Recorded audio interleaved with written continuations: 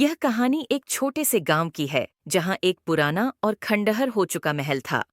गांव वाले कहते थे कि उस महल में एक आत्मा रहती है। एक दिन राहुल और उसकी दोस्त टीना ने उस महल की सच्चाई जानने की ठानी। रात का समय था और चांदनी रात थी।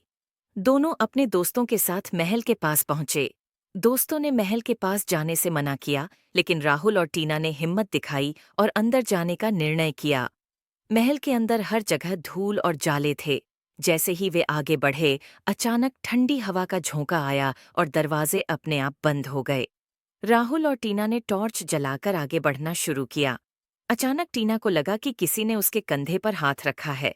उसने पलट कर देखा, लेकिन वहां कोई नहीं था। राहुल ने उसे शांत रहने को कहा और दोनों ने आगे बढ़ना जारी रखा। थोड़ी देर बाद उन्हें एक कमरे से हल्की रोशनी दिखाई दी।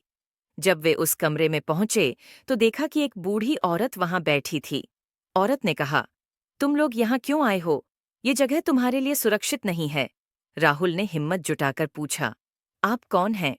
बूढ़ी औरत ने कहा, मैं इस महल की रानी थी। मेरे पति ने मुझे धोखा दिया और इस महल में कैद कर दिया। मेरी आत्मा तब से यहाँ भटक रही है। तुम लोग यहाँ से चले जाओ, नहीं तो तुम्हारी जान खतरे में पड़ जाएगी। राहुल और टीना को डर का एहसास हुआ और वे तेजी से बाहर की ओर भागे। जब वे महल से बाहर आए तो देखा कि उनके दोस्त उनकी प्रतीक्षा कर रहे थे।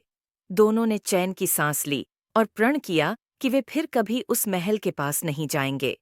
उस दिन के बाद से राहुल और टीना ने कभी भी उस महल की ओर नहीं देखा और हमेशा उस बूढ़ी औरत की चेतावनी को याद रखा।